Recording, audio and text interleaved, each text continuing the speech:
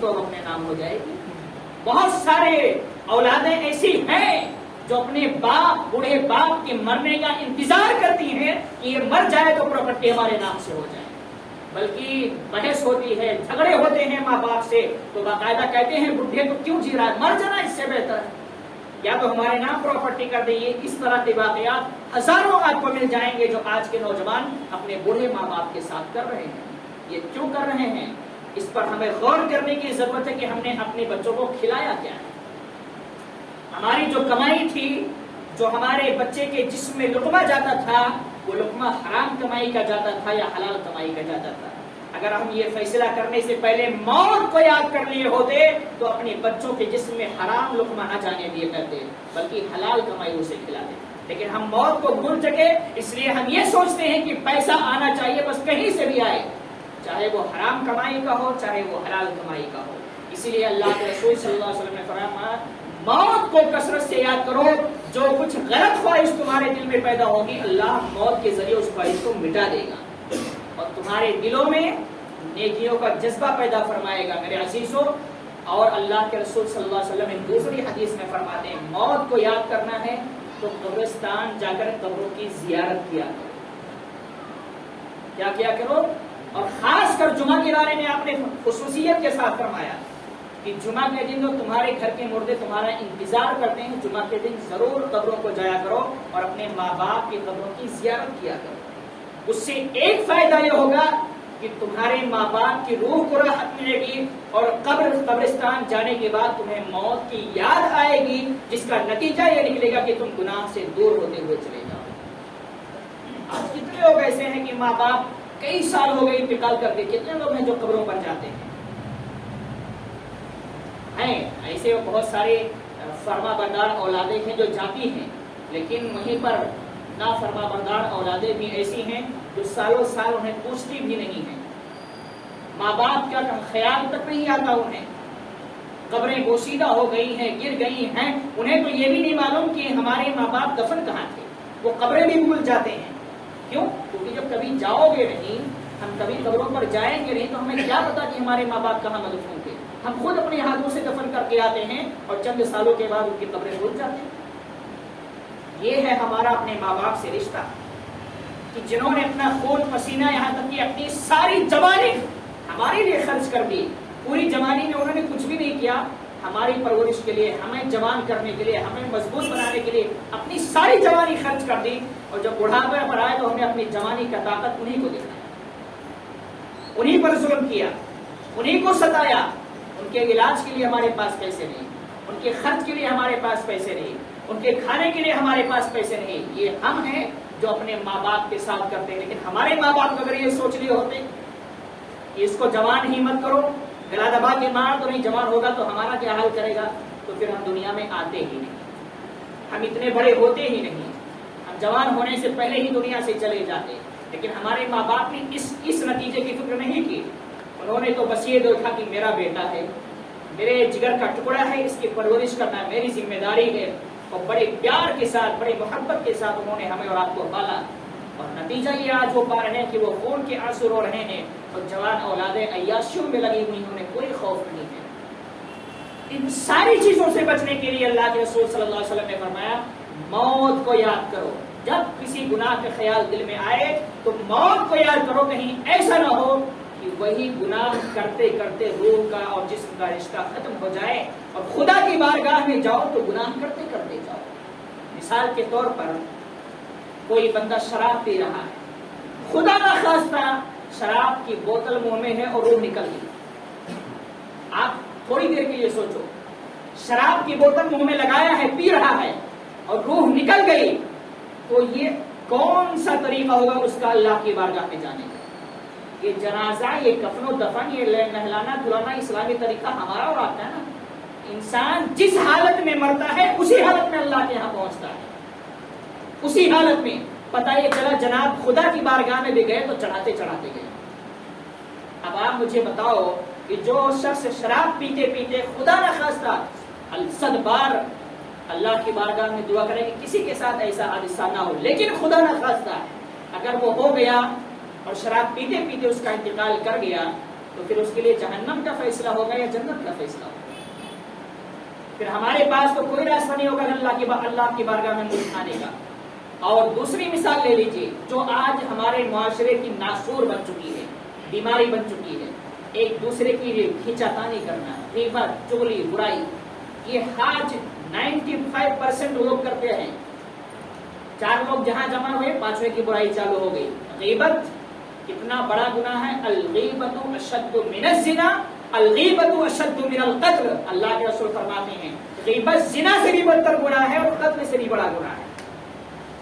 اب آپ سوچیں، 4 لوگ بیٹھے ہیں، کھڑے ہیں، ہوٹل میں چائے پی رہے ہیں، کہیں بھی ہیں، 5ویں کی برائی کر رہے ہیں، خدا نہ خواستہ ملک الموت آئے اور ایک کو ٹپکا لے گئے۔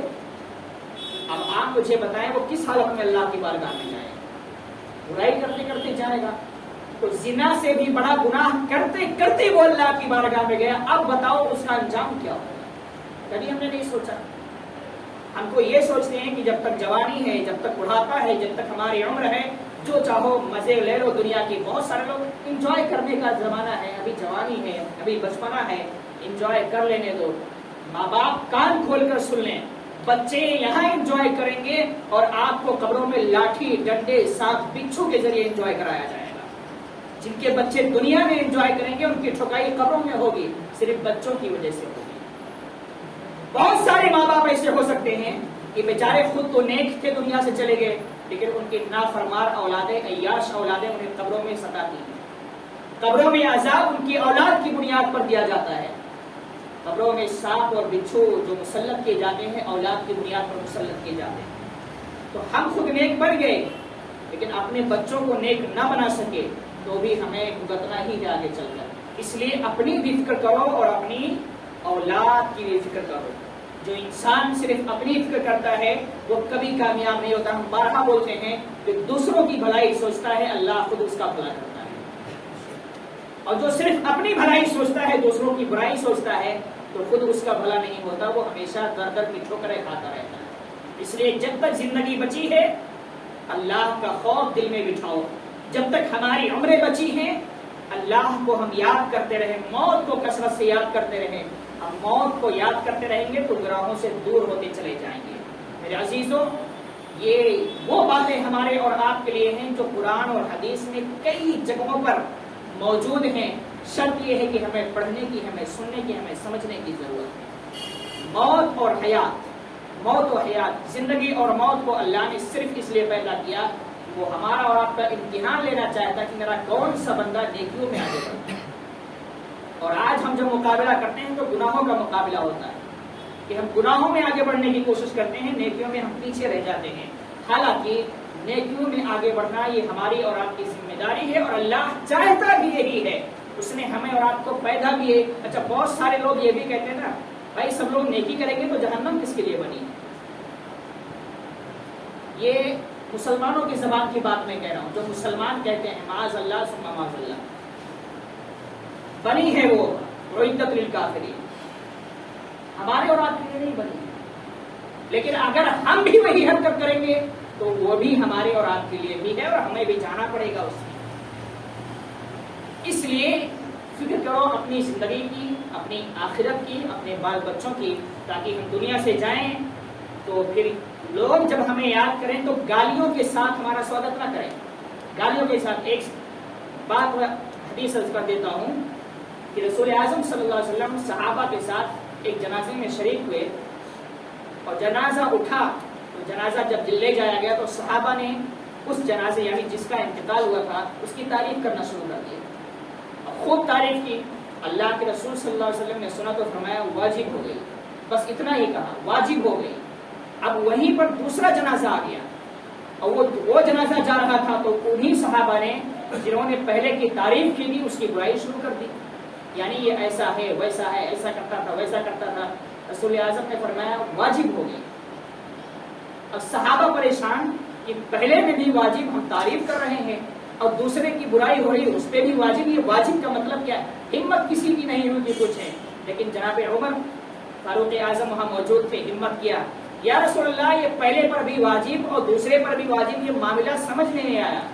اللہ کے رسول صلی اللہ علیہ وسلم نے فرمایا کہ پہلا جنازہ جس کی تم نے تعریف کی تمہاری تعریف کی بنیاد پر اللہ نے اسے جنت، اس پر جنت واجب کر دی، اور جس کی تم نے برائی کی یقیناً وہ برا تھا، تمہاری برائی کرنے کی وجہ سے اللہ نے اس پر جہنم کو واجب کر دیا۔ تو جس کا انتقال ہو جاتا ہے، مومن اس کو اگر اچھائی سے یاد کرے تو اس کے جنت کی پہچان ہے، اور جس کو برائی سے یاد کرے تو اس کے جہنمی ہونے کی پہچان ہے۔ لیکن خدا نہ کرے، اس لیے ہمارا اور آپ کا یہ نظریہ ہونا چاہیے کہ کوئی انتقال کر جائے، اس کی ہزاروں برائیاں ہوں، ایک اچھائی ہو تو اسی اچھائی کو لے کر اس کو یاد کرو، برائی کے ساتھ کبھی بھی مت یاد کرو۔ وہ انتقال کر جائے تو ہزاروں گناہ، ہزاروں برائیاں اس کی ہمارے دماغ میں بھرے ہوئے ہیں، مت ڈھونڈو اس کی کوئی اچھائی، ڈھونڈو، پتہ کرو اور اسی اچھائی کے ساتھ یاد کرو کہ فلاں نے یہ کام بہت اچھا کیا تھا۔ ہو سکتا ہے اللہ ہماری اور آپ کی زبانوں کی لحاظ کرتے ہوئے اس کی بخشش فرما دے، اس پر جنت کو واجب کر دے۔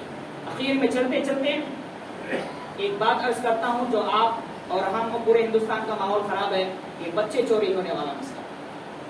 اس میں کچھ حقیقت بھی ہے اور کچھ افواہ بھی ہے جو آپ بھی جانتے ہیں، لیکن اتنا ہے کہ آپ اور ہم سب اپنے بچوں کی حفاظت اپنے ہاتھ میں۔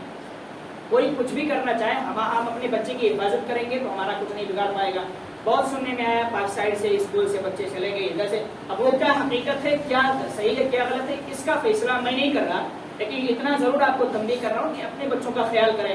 کوئی مانگنے والا آتا ہے 10 روپیہ بچہ لے کر آ جائے، یہ سسٹم بند کر دیجئے، خود اپنے ہاتھ سے دیجئے۔ کوئی مشکوک شخص نظر آتا ہے تو پوچھ تاچھ کر سکتے ہیں آپ کہ بھائی کہاں سے آیا ہو، کون ہو۔ ایسا بھی نہیں ہونا چاہیے کہ نہیں پہچانتے وہ پکڑ کے دھو دینے کا، جیسے آج ہو رہا ہے۔ کوئی انجان آدمی محلے میں گھس رہا ہے، لوگ نہیں پہچانے، بچہ چوری کرنے والا، اتنا مارتے ہیں کہ اس کی حالت خراب ہو جا رہی ہے۔ کتنے کیس ایسے ہو چکے ہیں۔ یہ بھی کرنے کی ضرورت نہیں ہے، غلط طریقہ ہے۔ ہماری ذمہ داری ہے کہ ہم اپنے بچوں کی حفاظت کریں، باقی اللہ مالک ہے، بادشاہت اسی کے ہاتھ میں، اللہ رب العزت کے ہاتھ میں دعا ہے۔